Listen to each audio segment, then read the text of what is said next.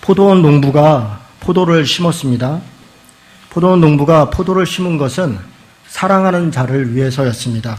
우리 오늘 읽은 말씀 5장 1절에 보니까 얼마나 사랑을 하는지 3번이나 이렇게 얘기합니다. 내가 사랑하는 자를 위해 노래하고 사랑하는 자의 포도원을 노래하고 사랑하는 자에게 포도원이 있다. 이렇게 이야기합니다.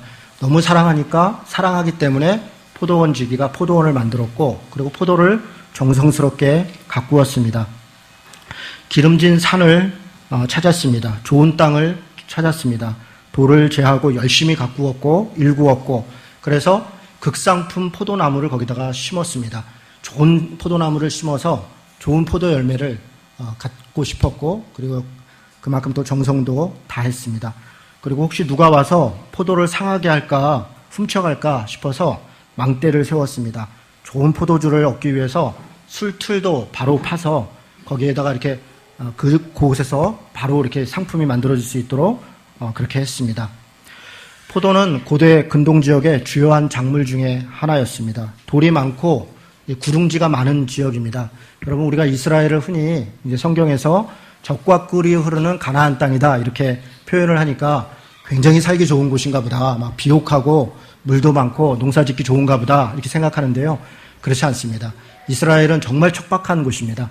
평지라고는요 딱 2군데밖에 없습니다. 이스라엘 평야라는 곳과 무기토 평야라는 곳 그 한 2군데 정도인데 그것도 우리로 얘기하면 정말 형편없는 땅입니다. 우리나라는 정말 살기 좋은 곳입니다.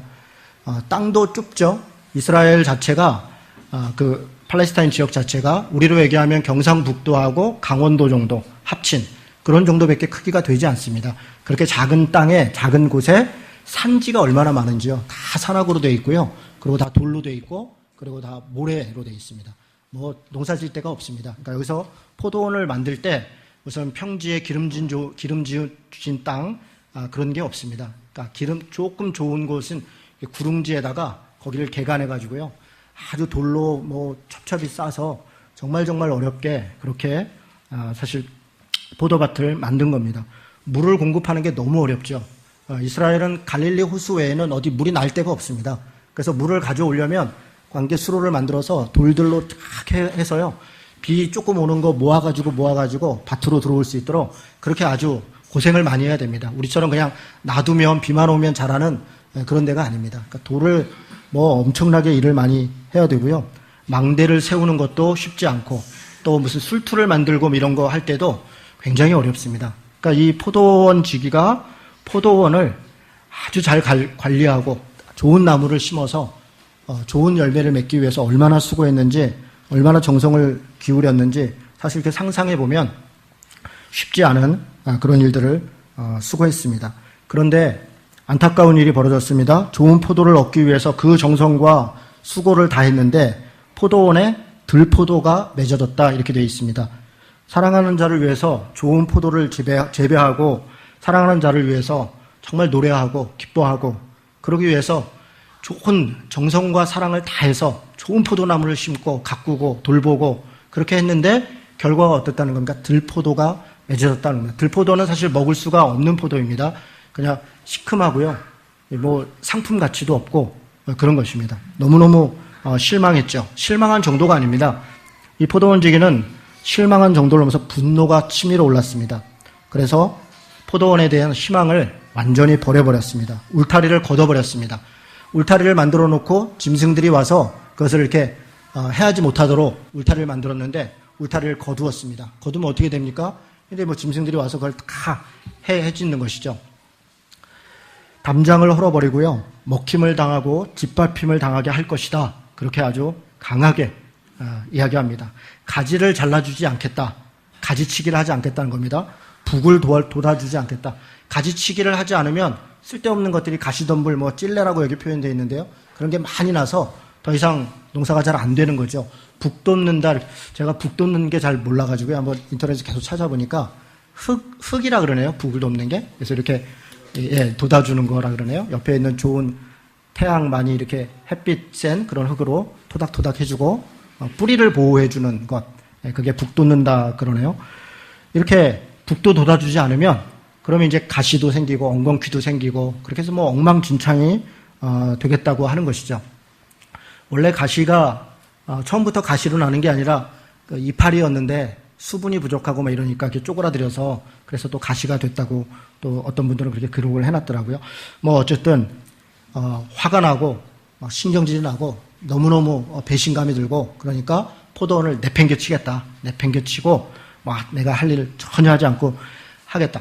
해코지 하겠다는 건 아닙니다. 여러분 포도원 지기가 뭐 가서 뭐 뒤집어 엎고 뭐 멸망시키고 뭐 그런 건 아닙니다. 그냥 놔두겠다는 겁니다. 내가 해야 될 거 하지 않겠다. 그러면 어떻게 된다는 겁니까? 그러면 망한다는 겁니다. 그러면 와서 해치게 되고 그런 일이 벌어진다는 겁니다. 그리고 나서 7절에 이렇게 얘기합니다. 여러분 7절 말씀 같이 읽겠습니다. 무릇 만군의 여호와의 포도원은 이스라엘 족속이요 그가 기뻐하시는 나무는 유다 사람이라. 그들에게 정의를 바라셨더니 도리어 포악이요 그들에게 공의를 바라셨더니 도리어 부르짖음이었더라. 이제 설명을 하는 겁니다. 이게 뭐 일종의 우화이기도 하고 무슨 예화이기도 하고 그렇겠죠. 지금 하나님이 뭐라고 얘기하시냐면 포도원은 뭐냐? 이스라엘 족속이고 그가 기뻐하시는 나무는 유다다. 그러니까 이스라엘에다가 유다라고 하는 지파를 택하고 이스라엘을 택하고 그래서 거기에 아주 극상품 나무로 하나님이 유다를 택하고 그를 보호하시고 지키신 것은 그런 마치 포도원 지기가 포도원에 대해서 아주 정성과 사랑을 다 맺은 것처럼 그렇게 보호했다는 겁니다. 왜 그랬습니까? 좋은 열매를 맺기 위해서 그런 겁니다. 좋은 열매를 맺기 위해서. 그랬는데 어떤 일이 벌어졌다는 겁니까? 그들에게 정의를 바랐더니 포악이요 이렇게 되어 있습니다. 이거는 일종의 이 말장난 같은 겁니다. 말 언어입니다. 그러니까 정의라고 하는 거는 히브리어로 미슈파트입니다. 미슈파트. 그런데 여기 포악이라고 하는 단어는 미슈하트입니다. 미슈파흐, 미슈하흐 이렇게. 그러니까 발음이 비슷하죠. 미슈파트를 원했는데 미슈파흐더라 이렇게. 그러니까 하나님이 정의를 원했는데 포악이더라. 그리고 그 뒤에 공의는 째다크입니다. 뭐 영어로 하면 justice죠. 째다크인데 여기 이 부르짖다 이거는 째아흐, 째아카, 째다크인데 째아카 이렇게 됩니다. 그러니까 발음이 비슷하죠. 그러니까 일종의 이제 누가 제가 이걸 인터넷에 올렸더니요, 그 하나님이 이 힙합의 라임이라고 있나 봐요. 뭐 이렇게 뭐하고 뭐 이렇게 라임에 고수셨네요 이러더라고요. 네, 그렇죠. 성경에 그런 게 많습니다. 언어를 가지고서 이걸 원했는데 이랬더라 이렇게 해서 그건 이제 읽는 사람으로 하여금 그 어떤 심정, 물론 문학적 표현이기도 하지만 그 안타까운 심정들을 좀 더 느끼도록 하는 것이죠. 하나님이 지금 자신이 그렇게 정성과 사랑으로 돌봤고 그렇게 사랑을 쏟았던 그런 포도원이 제대로 된 포도를 맺지 않고 들포도를 맺으니까 어떻게 했다는 거냐면 그냥 놔뒀다는 겁니다. 그리고 4절에 보니까 내가 내 포도원을 위하여 행한 것 외에 내가 무엇을 더할 게 있느냐 이렇게 이야기합니다. 여러분 이게 우리가 볼 때는 아니 하나님은 인애가 많으시고 오래 참으시고 사랑이 풍성하신 분인데 아니 뭘 이렇게 뭐 그런 줄 몰랐나? 인간이 타락한 걸 모르셨나? 뭐 그걸 가지고 이렇게 삐치시고 분노하시고 결국 이 결과가 어땠다는 거냐면 이후에 읽어보면요. 아시리아라고 하는 나라가 침략해서 이스라엘을 아주 끔찍하게 멸망시킵니다. 북이스라엘을요. 그리고 나서 얼마 안 있다가 남유다를 이 바벨론이 침략해서 완전히 그냥 거의 3년 동안 성을 에워싸고요. 뭐 왕을 뭐 눈을 뽑아서 끌려가고 아주 끔찍하게 그렇게 멸망을 당합니다. 그러니까 하나님께서 손을 떼니까 이스라엘에 어떤 일이 벌어졌냐면 끔찍한 멸망이 왔다는 거예요. 그게 하나님의 지금 이 비유로 지금 말씀하시는 겁니다. 아니 하나님은 사랑도 많고 인애하시고 자비하신 분인데 뭘 그래 하셨나?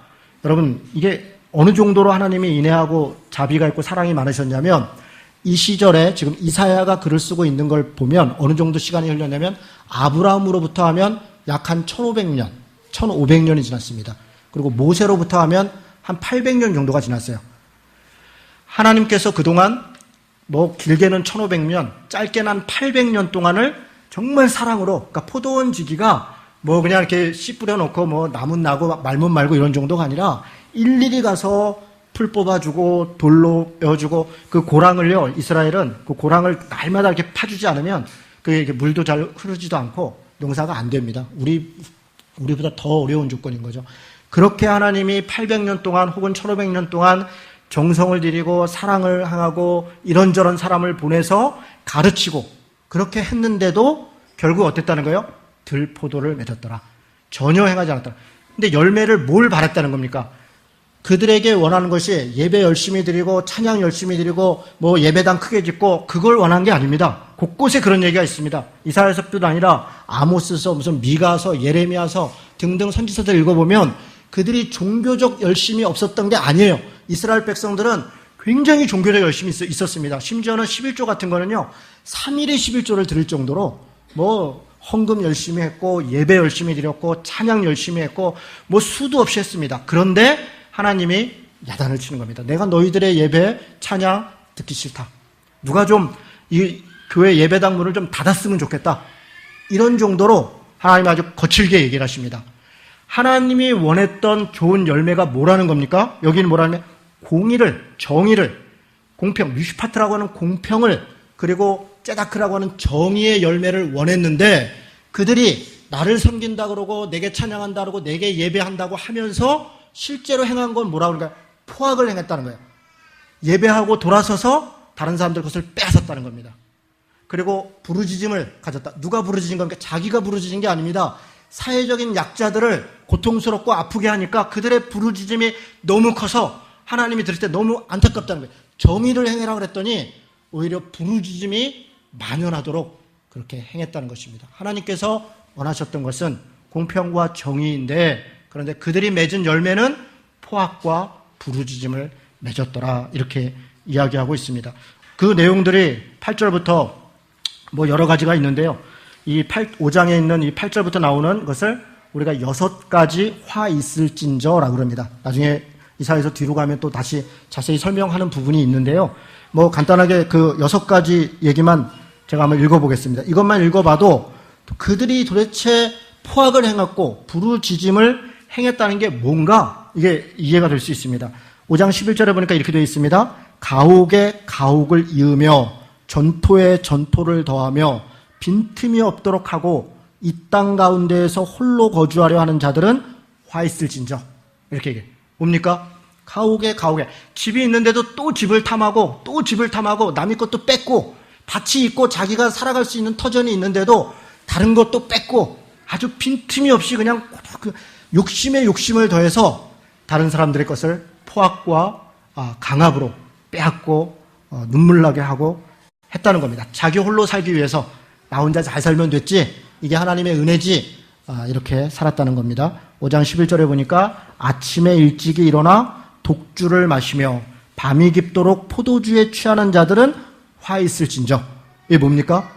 뭐 술 취하고 허랑방탕했다는 겁니다. 뭐 돈도 있고 집도 있고 권력도 있고 그러니까 되는 대로 살았다는 겁니다. 내 살고 싶은 대로 하고 싶은 대로 내 쾌락과 내 유익을 따라 그렇게 살아갔다는 겁니다. 그런 자들에게는 화가 있을 것이다. 그렇게 이야기하는 겁니다. 18절에 보니까 거짓으로 끈을 삼아 죄악을 끌며 술의 줄로 함같이 죄악을 끄는 자는 화 있을진저. 거짓으로 끈을 삼아서 죄악을 끈다. 뭐 사기치고 다른 사람들 괴롭게 하고 이런 것이죠. 수레를 끌듯이 죄악을 끄는 자, 죄악의 일들을 행하면서도 사실 아무런 죄책감도 느끼지 못하고 그저 자기 잘 사는 것, 자기 잘 되는 것, 자기 집안 되는 것 이런 것만 관심이 있었다는 것이죠. 5장 20절에 보니까 악을 선하다 하고 선을 악하다 하며 흑암으로 광명을 삼으며 광명으로 흑암을 삼으며 쓴 것으로 단 것을 삼으며 단 것으로 쓴 것을 삼는 자들은 화 있을진저. 그렇죠. 악한 것은 악하다 해야 되고 선한 것은 선하다 해야 되는데 왜 악한 것은 악하다 하지 않고 선한 것은 선하다 하지 않습니까? 자기 유익 때문에 그런 것이죠. 내게 유익이 되면 선한 것이고 내게 유익이 안 되면 악한 것이죠. 분명한 악이지만 내게 피해가 되고 내 자리 위협받으면 모른 척하는 것이죠. 슬쩍 넘어가는 거죠. 오히려 그쪽 편에 서는 것이죠. 그렇게 하는 것이 우리들의 모습이라는 것입니다. 당장 왜 이런 짓을 합니까? 하나님을 두려워하지 않기 때문에 그렇죠. 뭐 당장 넘어가면 되겠고 그리고 뭐 교회 와서 뭐 헌금 열심히 하고 찬양 열심히 하고 주일학교 교사 열심히 하고 그렇게 하면 하나님이 또 용서해 주시고 다시 또 뭐 어차피 구원받았는데 예수 믿으면 구원받았다는데 뭐 그냥 이렇게 살면 되지 않겠나 그렇게 사는 자들이 있다는 것이죠. 5장 21절에 보니까 스스로 지혜롭다 하여 스스로 명철하다 하는 자들은 화 있을진저. 자기 스스로 자기가 지혜롭다, 내가 명철하다, 나한테 배워야 된다, 내가 가르칠 수 있다, 교만에 교만을 더하는 자들에게 화가 있다는 것입니다. 22절에 포도주를 마시기에 용감하여 독주를 잘 빚는 자들은 화 있을진저.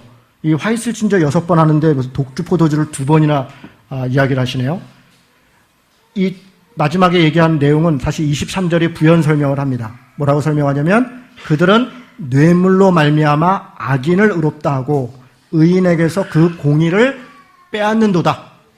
결국 이들이 지금 마지막에 포도주를 용감하게 마시기에 용감했고 독주를 잘 빚는다는 것은 자기 혼자 이렇게 즐겼다는 게 아니라 뇌물 받을 때 대접받고, 그래서 그냥 한눈 감고 그거 그냥 그게 독인 줄 모르고 죽는 건 줄 모르고 덥석덥석 받아먹었다. 그러니까 용감하게 받아먹었다는 겁니다. 그래서 남이 뇌물을 받고 재판을 공정하게 해야 될 사람이 공정하게 하지 않는 것이죠. 이를 바르게 처리해야 될 사람이 적당하게 그냥 넘어가는 것이죠. 그런 자들에게 화가 있을 것이다.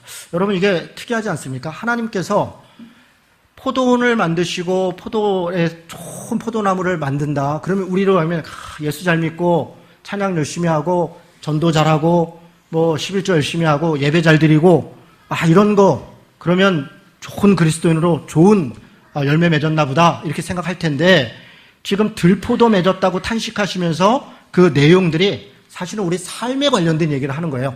우리 삶이 어때야 된다, 어떻게 달라져야 된다, 이런 이야기를 하시면서 안타까워하시는 것이죠. 그런 일을 행하지 않은 이스라엘과 유다, 하루 이틀 참은 게 아니라 1500년, 800년 동안 참고 사람들 보내서 가르치고 또 때로는 뭐 이 심판 정도는 아니어도 그래도 그냥 좀 저주가 좀 있고 이렇게 야단치는 거죠. 회초리도 좀 치고 이런저런 일이 있었음에도 불구하고 깨닫지 못하고 돌이키지 않으니 이제 어떻게 하겠다는 겁니까? 손을 뗀다는 겁니다. 하나님이 손을 떼면 우리에게 떠나시면 그 다음에는 황폐하고 멸망하고 심판받는다. 그렇게 이야기하는 것입니다. 다시 아까 그 얘기를 하겠습니다. 주님은 사랑이 많으시고 인자하시고 노하기를 더디하시는데 아니 1500년 아니라 10,000년이 지났어도 참으셔야 되는 거 아닙니까? 좀 참으시고 좀 사랑으로 끝까지 우리를 좀 이렇게 사람이라는 게 죄인이고 뭐 부족하고 다 그렇죠. 어떤 누가 뭐 완벽한 사람이 있겠습니까? 그럼 하나님 입장에서는 좀 끝까지 좀 참고 이렇게 해주시지 뭐 이렇게 하시나 안타까움이 있습니다. 오늘 27장을 다시 보겠습니다. 27장. 그래서 하나님이 지금 손을 떼고 심판하시는 것은 끝난 게 아닙니다. 끝났다. 완전히 너랑 나랑은 이제 단절됐다. 더 이상 회복될 수 없다. 그렇게 하는 게 심판도 회복을 위한 사랑입니다. 결국 27장에 오면 어떤 말씀이 있냐면 27장 똑같이 포도원 비유로 가지고 얘기를 합니다. 그날에 너희는 아름다운 포도원을 두고 노래를 부를 것이다. 이때 그날은 마지막 때이죠. 짧게는 이스라엘이 바벨론으로부터 회복되는 그날을 얘기합니다. 24장부터 27장은 이사야서의 종말론이라고 하는 부분인데요. 이사야서가 마지막 때를 얘기하는 부분이 24에서 27장 부분입니다. 그래서 짧게는 이스라엘이 다시 회복되는, 바벨론으로부터 포로됐다가 70년 만에 다시 회복되는 그때 그날을 이야기하고, 길게는 주님의 영원한 나라가 회복되는 그날을 이야기합니다. 중의적인 그런 내용이 있죠. 그날에 너희는 아름다운 포도원을 두고 노래를 부를 것이다. 다시 회복될 것이다. 나 여호와는 포도원 지기가 되며 때때로 물을 주며 밤낮으로 간수하여 아무든지 이를 해치지 못하게 할 것이다. 또 나는 포도원에 대하여 노함이 없나니 찔레와 가시가 나를 대적하여 싸운다 하자. 내가 그것을 밟고 모아 불사를 것이다. 이게 무슨 얘기냐면 찔레와 가시는 아까 5장에서 얘기하면 아스리아나 바벨론 같은 곳들이 쳐들어와서 완전히 회방하고 멸망하고 하는 것을 얘기하는 거예요. 그런 도구로 사용했죠. 그러나 하나님이 그렇게 사용했던 찔레와 가시도 다시 하나님께서 막으시고 정의를 바로 세우시고 그들도 결국은 심판을 받을 것이다. 뭐 이런 얘기들이 여러 군데 있습니다. 하나님께서 그것도 또 막으실 것이다. 보호하실 것이다. 그래서 6절에 같이 한번 읽겠습니다. 자, 시작. 후일에는 야곱의 뿌리가 박히며 이스라엘의 움이 돋고 꽃이 필 것이라. 그들이 그 결실로 지면을 채우리라. 아멘. 여러분, 우리가 선지서를 읽을 때마다 느끼는 어떤 두려움도 있고 좀 답답함도 있어요. 뭐냐면 선지서는 늘 하는 게 너희들 이거 잘못했다. 이게 문제가 있다. 그러니까 빨리 회개해라. 회개하지 않으면 이런저런 저런 심판이 있다. 그게 어떤 때는 지진이기도 하고 어떤 때는 가뭄이기도 하고 그리고 끝까지 듣지 않으면 결국은 멸망할 것이다. 그런 이야기로 점철이 되어 있습니다. 그래서 그 죄악들이 무엇인지 아주 구체적으로 막 지적하고 또 그 심판의 결과가 어떤 건지에 대해서 막 이야기를 합니다. 그러면 사람이 우리가 뭐 온전한 사람이 누가 있어요? 그 말씀을 읽을 때마다 막 마음이 불편하죠. 아니 예수 좀 믿고 좀 잘 살아보려고 그러고 구원도 받으려고 그러고 그래도 좀 부족하니까 예수 믿는다는 거지 뭐 멀쩡히 잘 살면 뭐 내가 여기까지 왜 왔나 뭐 이런 마음도 들고 하는데 읽을 때마다 뭐가 뭐 불편한 거예요. 그런데 너무 감사한 게 이 선지서들이 그렇게 끝나지 않는다는 겁니다. 선지서들은 반드시 회복을 얘기합니다. 다시 희망을 얘기합니다. 그 희망은 인간이 어떠함 때문이 아닙니다. 그 중간에 이런 게 있어요. 남은 자. 이사야에도 남은 자에 대해서 얘기하는데 사실 이 27장도 그런 겁니다. 끝까지 모든 사람들이 다 배신하고 하나님의 공평과 정의를 떠나고 그렇게 살 수밖에 없다. 세상이 원래 그래 할 수 없어. 뭐 살다 보면 어쩔 수 없잖아. 가족 부양하다 보면 어쩔 수 없잖아. 그렇게 살 수밖에 없지만 그러나 그 중에서도 하나님의 뜻을 쫓아가려고 애통해 하면서 끝까지 이렇게 좀 견디려고 그러고 믿으려고 그러고 따르려고 그러고 그렇게 살아가는 사람들 남은 자라고 얘기하는 겁니다. 남은 자들. 그 남은 자들에 대해서 하나님이 다시 소망을 주시고 은혜를 주시고 회복함을 주실 것이다. 그렇게 약속하는 것입니다. 그래서 우리에게 희망이 있는 겁니다. 그렇구나. 지금 비록 내 모습은 하나님 보시기에 심판받을 수밖에 없고 내가 들포도를 맺은 그런 존재이지만 그러나 하나님 앞에 다시 우리가 남은 자로서 끝까지 기도하고 견디고 그렇게 가면 다시 언젠가 우리가 회복되고 은혜의 날이 있구나. 그렇게 우리에게 명령하시는 것입니다. 여러분 구약에 우리가 성경을 읽다 보면 뭐 이거 반복되죠. 결국은 말라기서의 분위기는 이런 겁니다. 하나님이 예를 들면 이런 거죠. 두 부부가 마지막으로 만나는 거예요. 남편이 커피숍에 부인을 만나서 이렇게 얘기합니다. 내가 당신을 정말 사랑했어. 부인이 이제 막 싸워갖고 이혼 직전인 부부예요. 부인이 당신이 언제 날 사랑했어요? 예. 언제 날 당신이 사랑했어요? 아니 내가 물론 부족했지. 그러나 이것도 했고 이렇게도 하고 내가 그래도 이렇게 했지 않았어. 그게 뭐 어쩌고저쩌고 이렇게 하는 거예요. 그래도 내가 물론 부족했어. 그래도 내가 당신을 사랑했어. 남편은 뭐라고 하는 거야? 어떻게든 다시 해보려고 그러는 거죠. 다시 해보려고 다시 합쳐보자. 내가 부족하지만 앞으로 잘할게. 사실은 그런 마음으로 그렇게 좀 간청하는 거예요. 근데 사실 내용을 더 들여다보면요. 그 부인은 고멜과 같은 여자였어요. 사실은 그 부인이 방탕했던 사람이고 잘못했던 사람이고 마음대로 했던 사람이에요.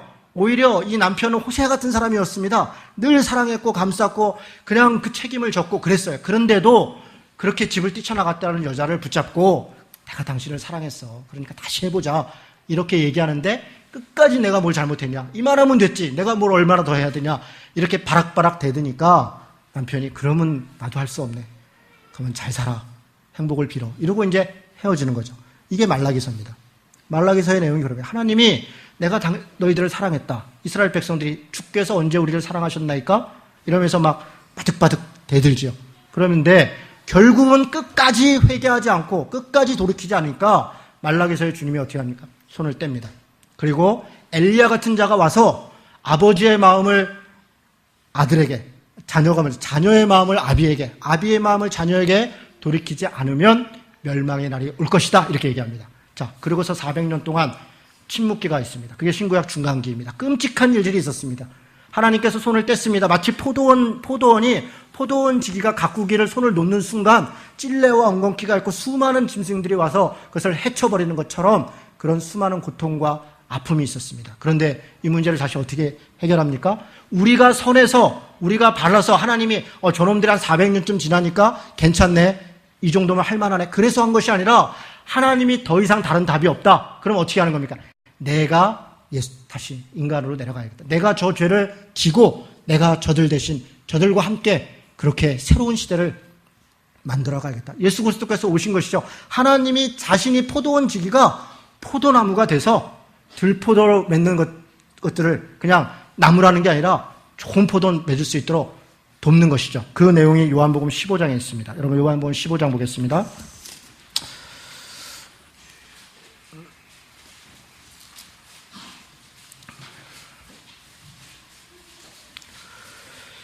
요한복음 15장에 보니까 15장 1절이 이렇게 얘기합니다.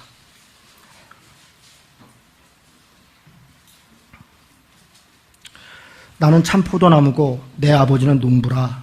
무릇 내게 있어 열매를 맺지 아니하는 가지는 뭐 이렇게 나옵니다. 자, 지금 이 장면이 되게 특이합니다. 뭐냐면 구약 성경은 지금 포도원에다가 포도나무를 심었어요. 포도나무가 뭐라 그랬어요? 아까 유다라 그랬죠. 하나님의 선택한 백성들이 포도나무라 그랬어요. 그런데 요한복음에는 지금 뭐라고 얘기하냐면 내가 참 포도나무다 이렇게 얘기를 해요. 지금 내가 여기서 누굽니까? 여기 내가 예수님이시죠. 예수님이 참 포도나무다. 우리도 포도나무죠. 하나님이 우리를 택하시고 이끄신 그런 포도나무예요. 그런데 구약 성경에서는 포도나무에게 정성을 들이고 사랑을 가하고 뭐 이것저것 해서 좋은 나무 심었으니까 좋은 열매 맺을 수 있을 것이다. 이렇게 기대를 했는데 들포도가 됐잖아요. 안 되는 거죠. 안 됩니다. 그러니까 다른 방법을 취하는 겁니다. 어떻게 합니까? 참 포도나무인 예수님께 포도나무들이 꺾어서 접붙임을 하는 거예요. 이게 참 포도나무예요. 이거 우리 같은 거죠. 이거 뜯어가지고 여기다가 꽂아 넣는 겁니다.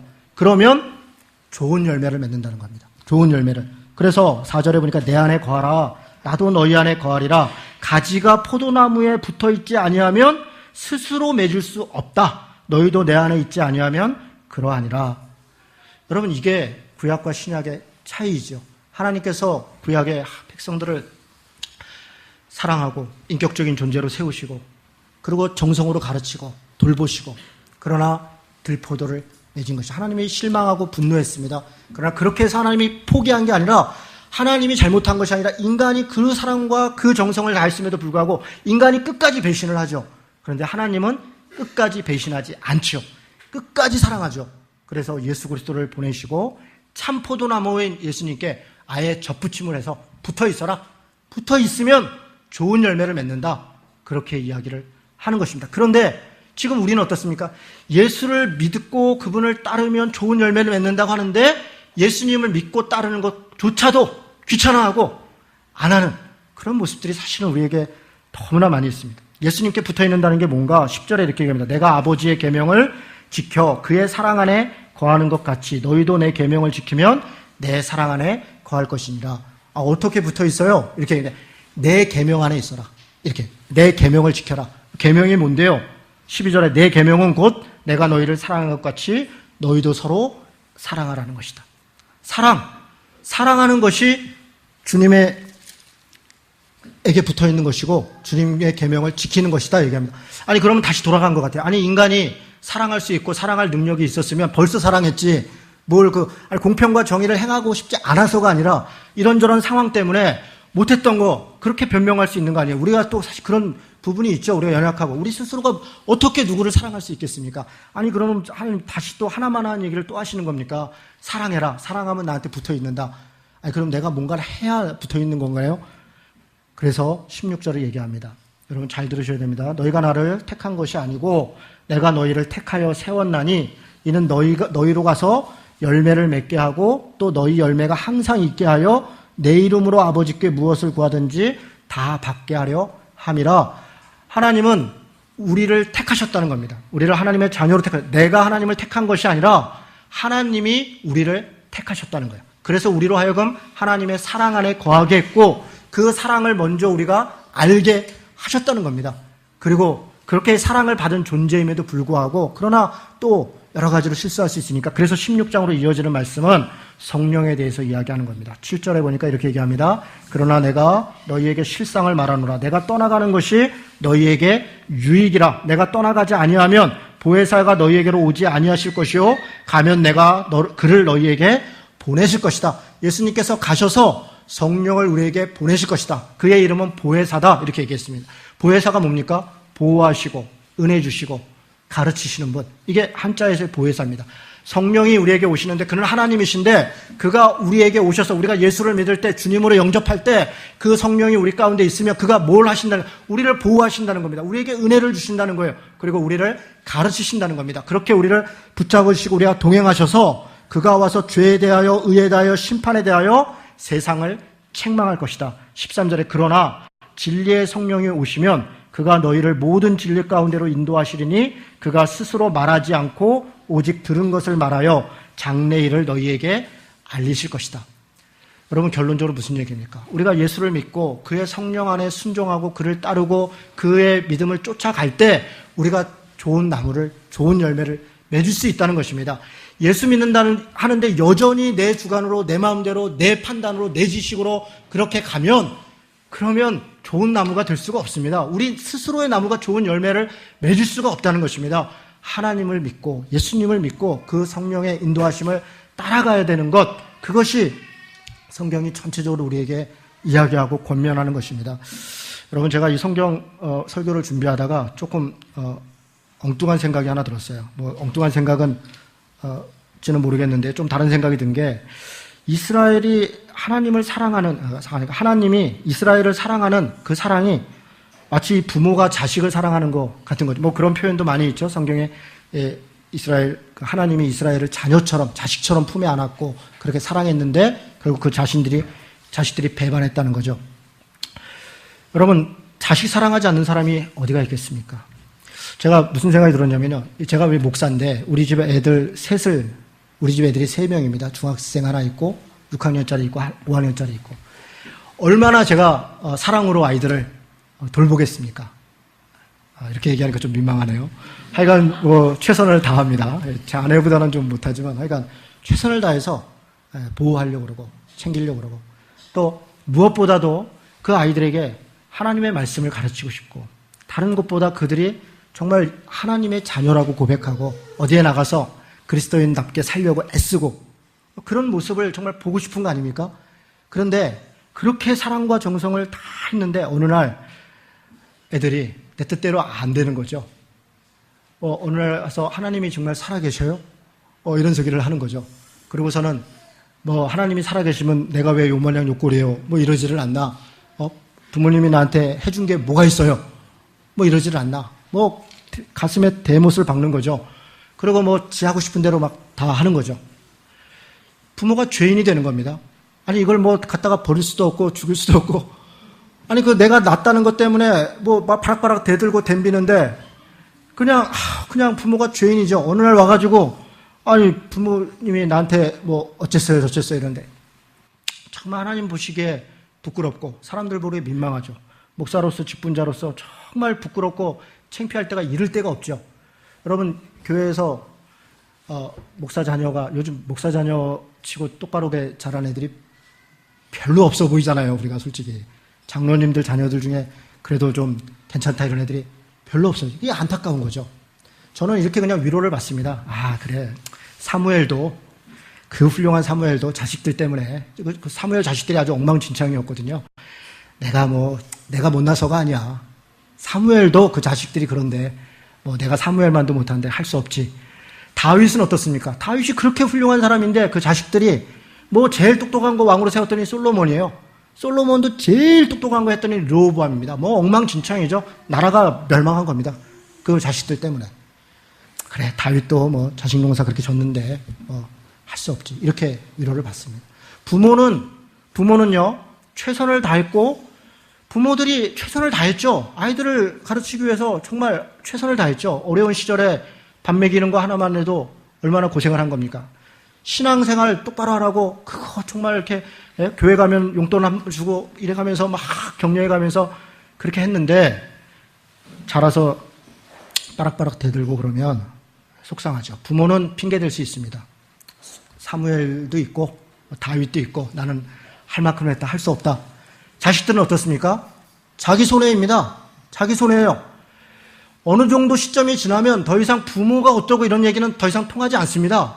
그렇지 않습니까? 언제까지 부모가요? 저희 집 애들이야 지금 이 미성년자니까 그 아이들에 대해서 제가 무한한 책임을 지죠. 저는 우리 애들한테 얘기했어요. 대학 딱 들어가는 순간부터 알아서 해라. 뭐 필요 없다. 일단 대학은 사립은 절대로 안 되고 돈이 없으니까 국립을 가야 된다. 만약에 인천에서 우리 집사님 인하대 교수님도 계셔서 죄송하지만 인하대하고 인천에서 대학 가면 인천대 가야 된다. 왜? 공립이니까 돈 덜 들어가니까 이런 거죠. 부모는 최선을 다합니다. 사랑도 행하고 정성도 행하고 돌도 고르고 물도 주고 하루하루 달려가고 누가 혹시 해야 할까 지키기도 하고, 예수님처럼 예수님은 내가 양의 문이다 이럴 거예요. 오히려 문이 돼서 밤새 그 양을 지키고 부모가 그렇게 한 것이죠. 최선을 다했어요. 그런데 성인이 되어서 자기 스스로 자기가 판단할 때가 되면 더 이상 부모를 탓해서는 안 됩니다. 자기 신앙은 자기가 서야 되고 자기 삶은 자기가 책임져야 되는 거예요. 여기 우리 청년들도 많이 있는데요. 제가 꼭 맨날 어린애들이에요. 보면 정말 안타까운 게 있어요. 우리 부모님 딸은 할 수 없이 교회에 나와 있고. 여러분 그거 언제까지 하실 거예요? 전혀 그럴 필요가 없습니다. 이제 스스로 신앙을 선택해야 됩니다. 만약에 우리 집 아이들이 아빠 나는 더한국로책 가는 게 너무 힘들어. 이렇게 나는 싫어. 그러면 저는 다른 교회 보낼 생각입니다. 신앙을 포기하는 것보다 다른 교회 가는 게 더 낫지 않겠습니까? 혹시 목사 자식은 왜 지교회 안 다니고 딴 데 보냈나?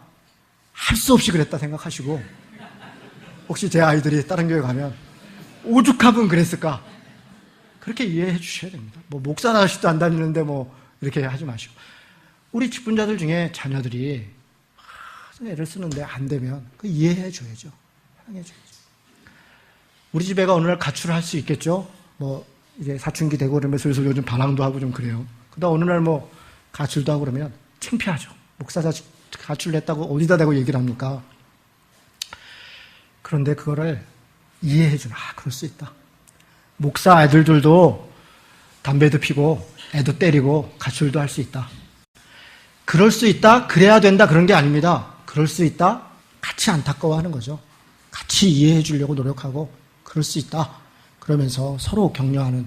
그래서 제가 좀 뭐 엉뚱한 생각이 들어서 얘기를 하는데 제가 이 말씀을 빙자해서 얘기하고 싶은 거는 자녀들 때문에 너무 부끄러워하지 마시고 자녀들 때문에 너무 자랑스러워하지도 마시고 또 자녀들 부족한 거 있으면 서로 비난하지 말고 뭐 왜 그런가 이렇게 서로 힐난하지 말고 그냥 내 자식이다 생각하고 얼마나 속상할까 이심전심 마음 갖고 그렇게 좀 그렇게 이해했으면 좋겠어요.